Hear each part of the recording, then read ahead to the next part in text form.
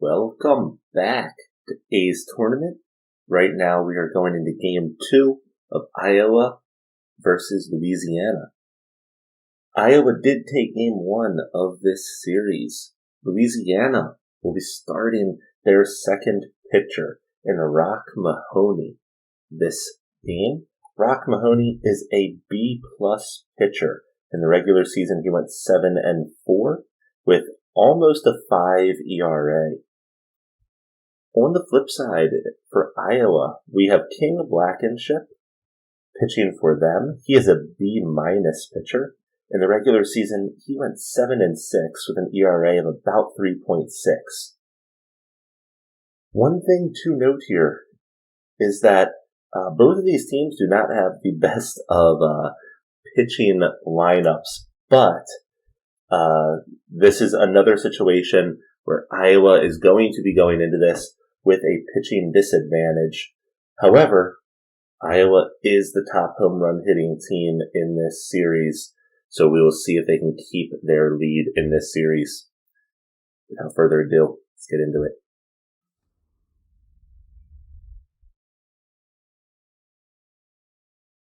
And here we go. So stepping up pitching is going to be Rock Mahoney from Louisiana. Stepping up to bat, we have Riley Rojas stepping up. She had a very good game 1, so we'll see if she can continue her streak. Slow grounder to Rogers. That'll be a quick first out. David Macho Man, once again, the S-rated pitcher for Iowa, who had an absolutely killer game 1. We'll see what he can do. He gets a nice hit, and that will land. It will be limited to a single, but he gets on base. Kellen Escargot. His mojo is rattled right now. He was not able to get anything going in game 1. And with a contact bar like that, it's always a little bit dangerous. Looks like Louisiana is a little bit worried about David Macho Man taking off. But David Macho Man, in the regular season, only had 19 stolen bases.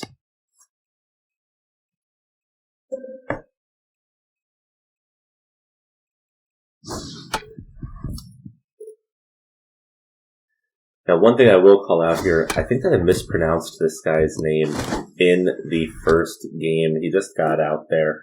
I looked this up after the game because I felt like I was mispronouncing it wrong. The last name is apparently pronounced Wen, so that's what I will be using moving forward. If you disagree, let me know. Obviously, this is not a real player, so it's not like we can ask him, how he would like it pronounced. But here we go. King Blankenship. In the regular season, that's going to be out 1. But King Blankenship, who is now up and pitching. In the regular season, he lasted about between innings 5 and 6 on average. That ball is popped up. Does it have the distance? It does not. And one thing, if you watched Series 2 of this tournament, you know that both of those center fielders were not the highest rated. And you could see how much of a difference that makes there with David Macho Man out there.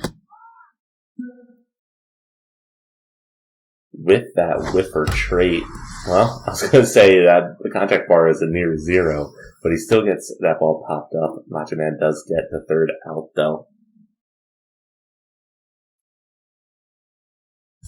Rock Mahoney, in the first inning, did throw 10 pitches, which is very decent. And he does have that specialist trait, which when he's pitching against somebody that, I guess in this case, is left-handed, it does give him a bonus. Quick out 1. Alfonso Heath. Let's take a look at him real quick. In the regular season, he batted a .284, 16 home runs. As a reminder, this Iowa team is the top home run hitting team in the league. Slow grounder over, and that's out 2. With this Iowa team, basically everyone is a home run threat. 7 out of their 9 batters had double-digit home runs. Zoe, Cullen, slow grounder again, O'Connor, and that ends the top of the second.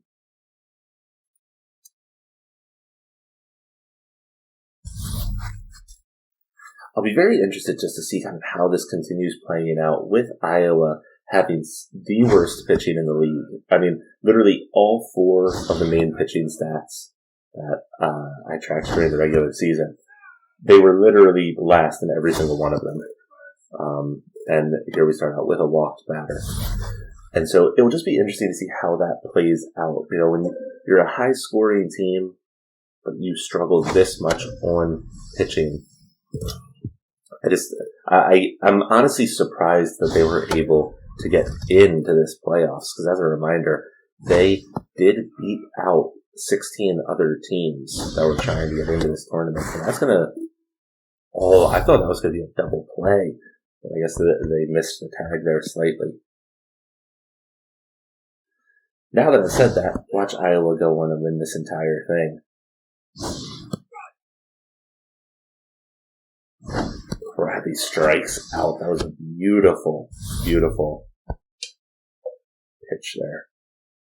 Melissa McMaster steps up. She's a left fielder.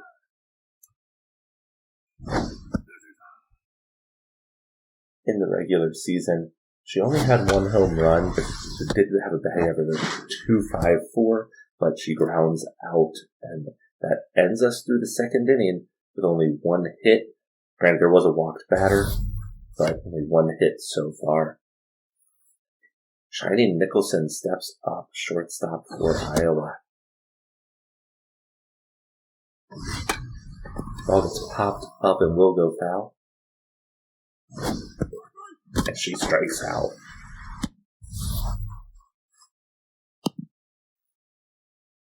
RJ Park, he is their 9th in the batting order. He's their catcher. Starts things off with a foul ball here.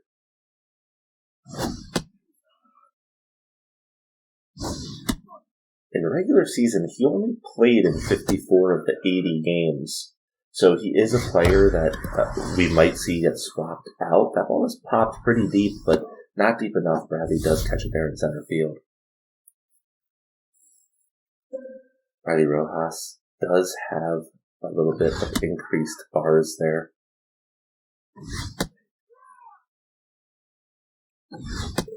And Mahoney, that was a beautiful inning. He just pitched straight into all of those batters, and if he wants to get through a lot of innings, that is exactly how you go about doing it. King Blankenship so far has 2 strikeouts. That ball is popped up, and again is not going to have the distance. David Macho Man gets the first out. He is such a dominant player with that S rating. All of his bars are just so high. He has a 90 fielding, an 88 arm, and 88 speed. So he is just a force to be reckoned with out there in center field. The ball's popped up to him again.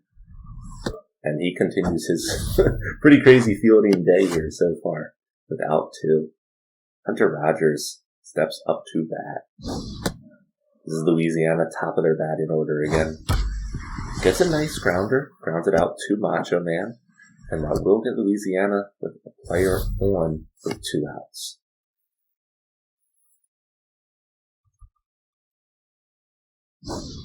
Edward Nielsen starts out with a foul ball. In the regular season, he did lead this team in home runs with 15. Again, Louisiana is not a home run hitting team. But Rojas gets a beautiful dive and is able to end the inning. If that had snuck by, Louisiana would have had somebody in scoring position there on second. So it was a beautiful dive. Even Macho Man steps up here to lead things off. His bars are basically completely maxed. We'll see if Mahoney even pitches into him. He does throw a strike, so alright, for 2 strikes, 1 ball. Slightly too low.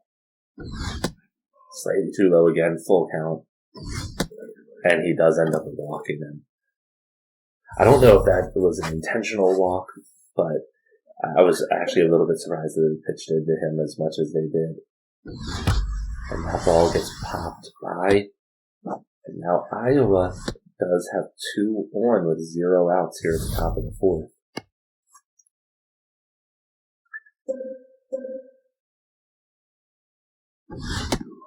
George Quinn now up. Ooh, Louisiana also needs to be careful with that. They don't want to attempt pickoffs too often. I would doubt that he would take off the 3rd, even though his speed bar is basically completely maxed. And actually, he does. It's a double steal, though, and that resulted in a double play. I've noticed in this game that there is a relatively high tendency for players to take off the 3rd, which will just play into how these teams kind of handle this. Mr. Avery here does have that RBI man trait. He's their designated hitter, so it's a great trait to have. 2 strikes, 2 balls. And he gets struck out. Louisiana was a little bit in trouble there, but ended up getting through the inning without giving up a run. Louisiana right now is at kind of their peak of their batting order. 3, 4, 5 here for this inning. Potentially more. 2 foul balls down that 3rd base line. Rosas his contact bar is so low right now. He's struggling. But Charles O'Connor will step up. As a reminder, Charles O'Connor is considered their best player in the field, as they have Frank Aldi as their S-rated pitcher. It looks like Blankenship might be pitching around him. No, he does end up throwing a strike. All right, full count.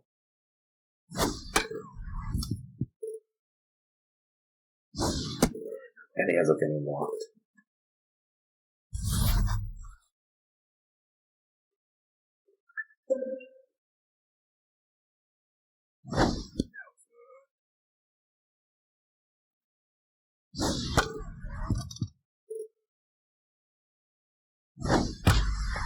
That is a nicely hit ball. Will that have the distance? Right against the top of the wall. That will get Louisiana now with a player on 3rd and 2nd. Only 1 out. Francis Bradley starts things off here with a strike. Francis Bradley only had 2 home runs in the regular season, but he did bat an average of a 2.60. And he gets struck out.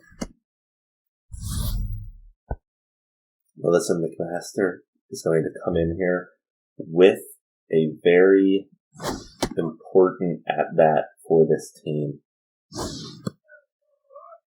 They could get the lead in this game. That would be big for them. That ball gets popped up, and that's going to end the inning. Ooh. A number of times now we've had players in scoring position, but neither team has been able to get anything actually over the line. If you did watch game 1, I forget the exact number now, but Louisiana had 2 runs, I think, off of 12 hits, if I remember correctly. So it's becoming a little bit of a situation for them. And Iowa will start things out with a player on 1st.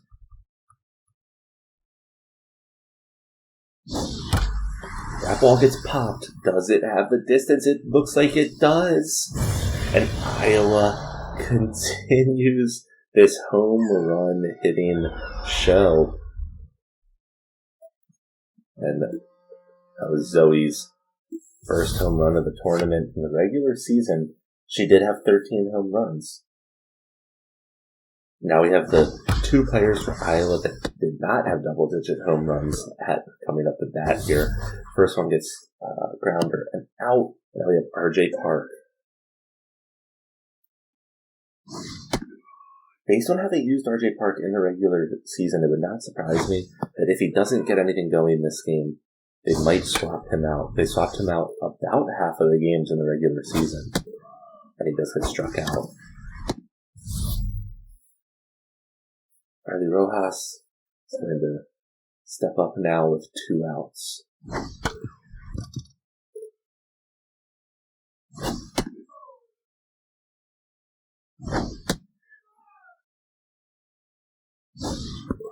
And she gets struck out. So Iowa is going to be halfway through this game right now. They do have a 2-run advantage. And Louisiana, who is more of a pitching team, is now going to have to play from behind again.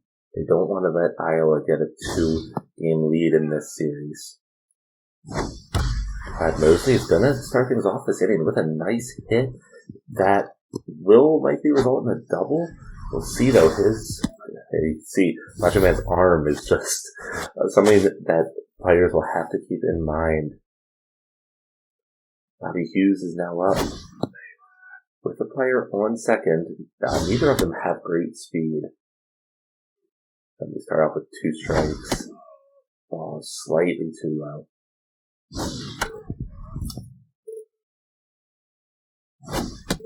And he gets struck out. Hunter Rogers, Louisiana, now stepping up. Blankenship is now at 63 pitches, and he misses that. Will he get to it in time? He does.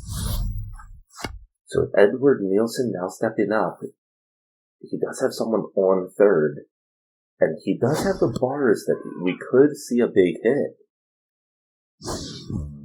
The ball gets away.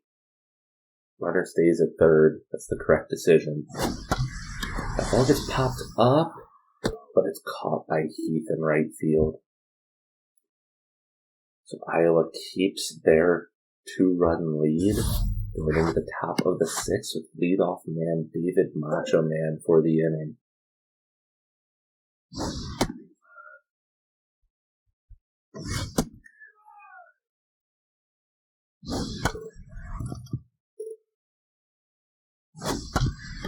The ball is grounded. Rogers is able to field it though and get it over for the first out. Something to keep in mind, Mahoney here is a B+ pitcher. They have Shrewd Nixon, who's an A-, but all their other relief pitchers are in the C range. So they are going to probably keep Mahoney in here for as long as they feel that he's viable. We could definitely see his stamina bar go down quite a bit more.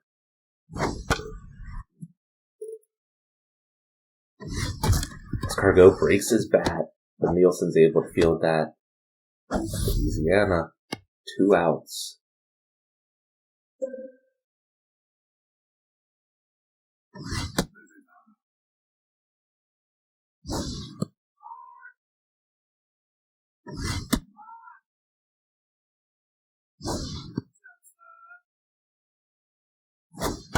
That's a slow grounder. Mahoney able to field it. Louisiana does not put up any additional runs in the 6th inning.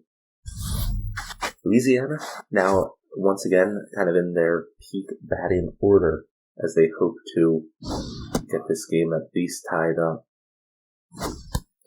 And he gets hit. Now, we saw this in the last series. Now I'm blanking on the name, but a hit batter caused an injury. Was it Gene Holcorn? I think it was Gene Holcorn. And that did impact the rest of their series. So that's something that we'll need to keep an eye on as we move forward here.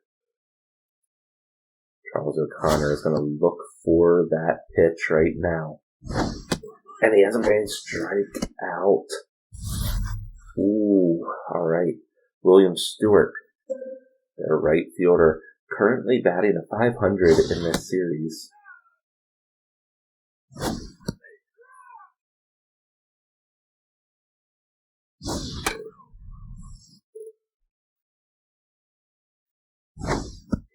That was almost a hit batter again.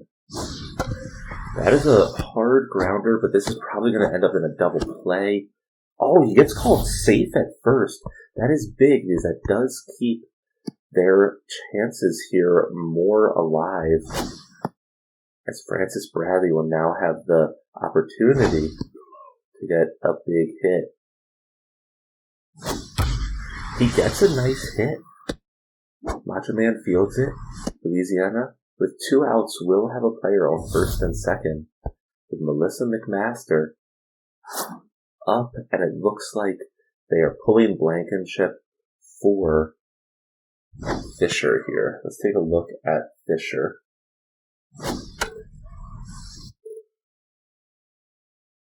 Fisher is a C- relief pitcher. In the regular season, he had a 6.06 ERA. And he ends up walking the batter. Plaid Mosley is now up with bases loaded, 2 outs. It's moments like this that are so key to keeping your team alive. And he gets a huge hit. That is going to probably send it in 2 runs here. And it does. Louisiana ties the game. Bobby Hughes is now going to step up. He has a runner on first and second. Slow grounder. Fisher gets it over. But that was big for Louisiana. They were able to tie the game going into the 7th inning, as they hope not to go down 2 games to start things off here. Mr. Avery so far is batting without a hit in this series, and that is a popped up ball will likely result in that trend continuing, and it does. The regular season, he did have a batting average of a .275, so he'll likely get something going as we continue through. Alfonso Heath swings on strike 2. That ball gets popped up. Will it land? It's right between those 2 players. McMaster is able to field it in left field, though. Zoe did have a home run earlier in this game for Iowa, so we'll see if she can get something going with 2 outs. Almost gets hit by the pitch. Ooh, that gets called a ball. So Iowa, Shining Nicholson is now going to step up with somebody on first.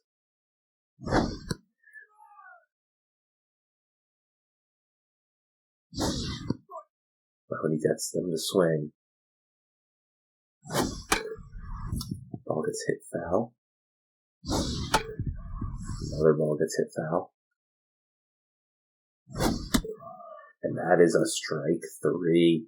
Mahoney is through 7 innings, and he's pitched great. I mean, 2 runs, 4 hits through 7 innings. Not, S-level pitching, but absolutely fantastic. Fisher starts things off almost hitting the batter. That ball gets hit foul. Grounder over to Zoe there at first. We'll get out 1.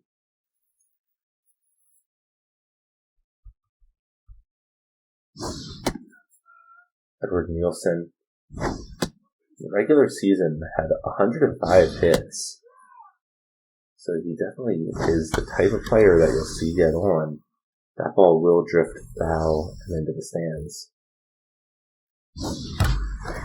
He gets a nice hit and just out of the reach of the second baseman. This will likely result in a double. David Macho Man has the arm to hold him there.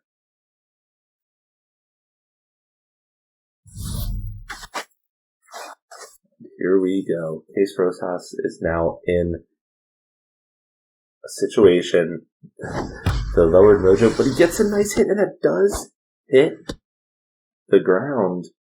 So Louisiana now has Charles O'Connor stepping up. 2 players on, both of which have decent speed bars.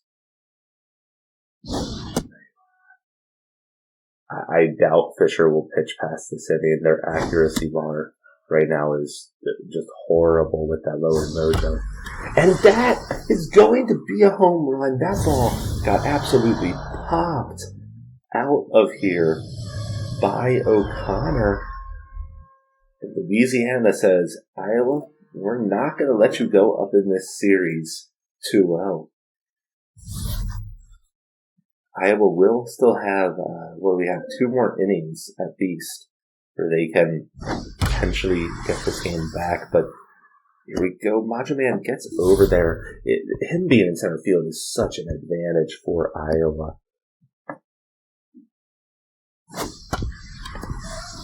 Ball gets called fair. It went right over the base. Louisiana sitting here with this 5-2 lead.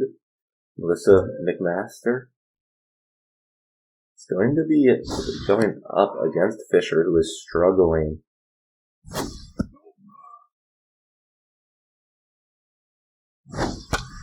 That ball gets popped up. It will likely result in the end of the inning here. Caught by Nicholson. So Iowa going into the top of the 8th. They are currently behind 3 points, but they are the top scoring team. They're going to be starting things off here with Park. And Louisiana's pitching situation here is very important. Mahoney does appear to have the stamina to stay in for now. Slow grounder. O'Connor barehands it, and we are with 1 out in the top of the 8th. There we go. Mahoney does get pulled here for Finnegan Bentley. Finnegan Bentley is a C pitcher, and he gets things started here with letting up a hit on his very first pitch. Finnegan Bentley in the regular season actually pitched for 7 wins, 2 losses as a relief pitcher, and had an ERA of 2.97. So even though he has that C rating, he's actually a relatively decent pitcher, or at least has the decent stats, but he does end up walking the player there.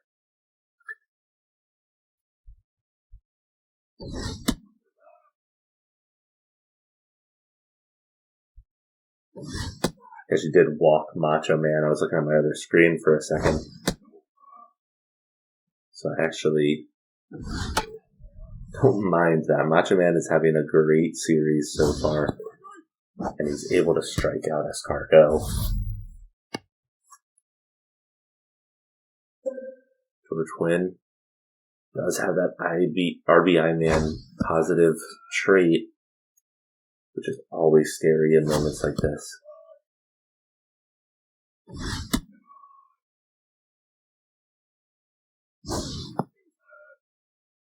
And he does not want to walk him here. Full count, 2 outs.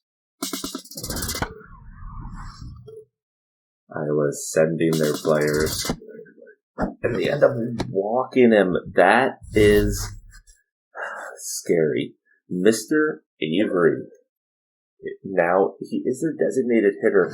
He did have 13 home runs in the regular season. We'll see what happens here. This is a big duel right now. Bentley's pitching high on him.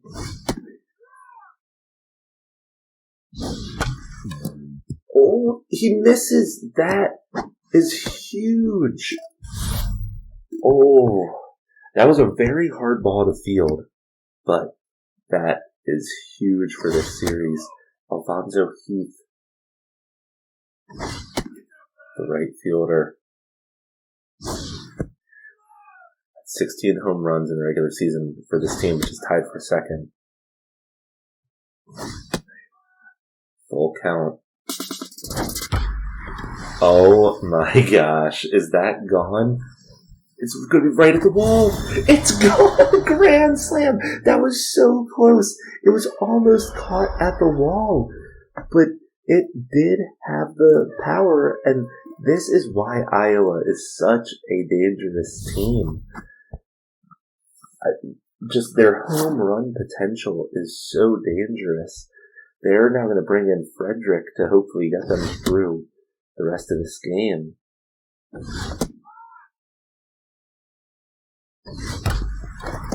O'Connor, beautiful dive, and he has the arm to get that out. So Iowa, huge top of the 8th, and it just proves why they are such a scary team. they're a team that just based on how many hits and home runs they get, a normal team would probably be okay most of the time with a 5-run, 6-run, but when you're going up against Iowa, you just have to expect these higher scoring games. Louisiana gets thrown out. They are right now on their 9th batter, who is their designated hitter in Bobby Hughes, which means Louisiana will have the top of their batting order in a key moment here in game 2. The ball does get grounded. Nicholson, that's out too.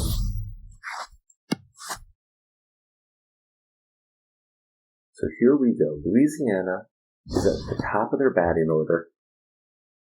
And that's going to be easily fielded and out 3. But that does mean in the bottom of the 9th, Louisiana will have their best batters up to try to save this game for them.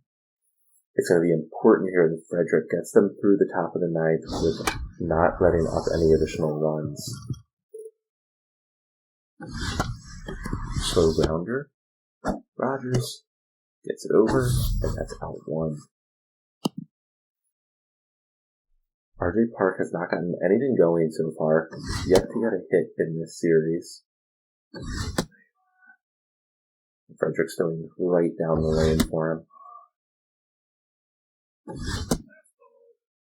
Trying to get him to bite. The full count. Slow grounder. Nielsen be able to get it over. Ivy Rojas.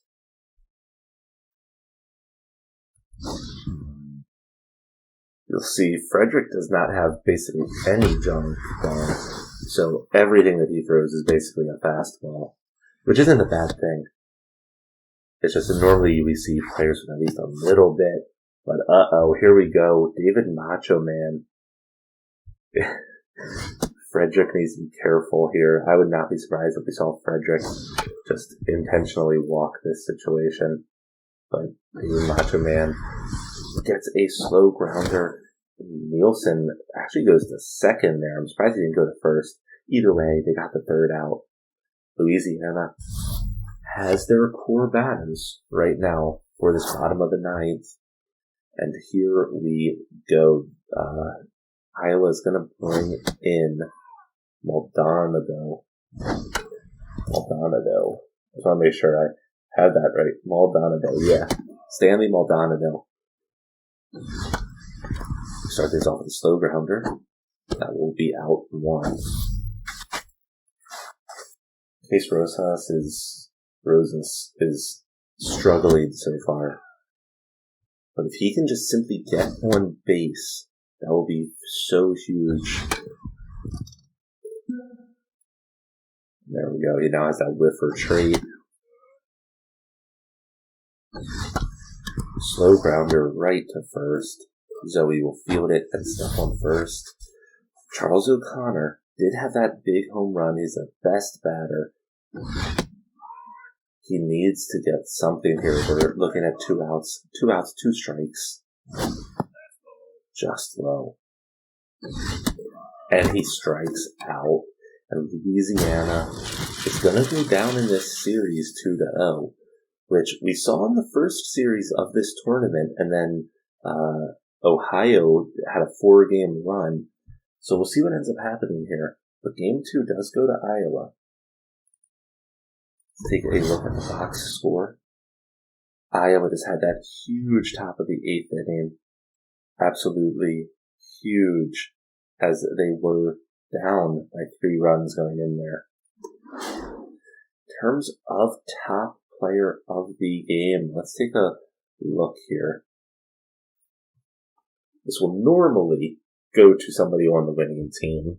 So I think Heath definitely has the option here. Had 2 hits on 4 at-bats. He was the one that hit the grand slam and put Iowa on top. So you have to kind of assume that he's going to get the win here in terms of MVP. Mahoney, even though he pitched for Louisiana, will probably be in the top 3. He actually had a very solid pitching appearance. Let's take a look. Yeah, so Heath, grand slam hitter, does get the MVP of this game. Charles O'Connor had a beautiful home run, but especially since he was on the losing team here, he was slotted in the second. And then Zoe also had a home run in this game and is deemed third. So this was a great game too. Iowa does now have a lead in this series, 2-0. And we'll have to see if Louisiana can come back. As a reminder, Louisiana will have a pitching advantage throughout this series. So it will really come down to these kind of big hits from Iowa, and will Louisiana be able to stay close enough to them? So this has been a great first 2 games, and I'll see you guys for game 3.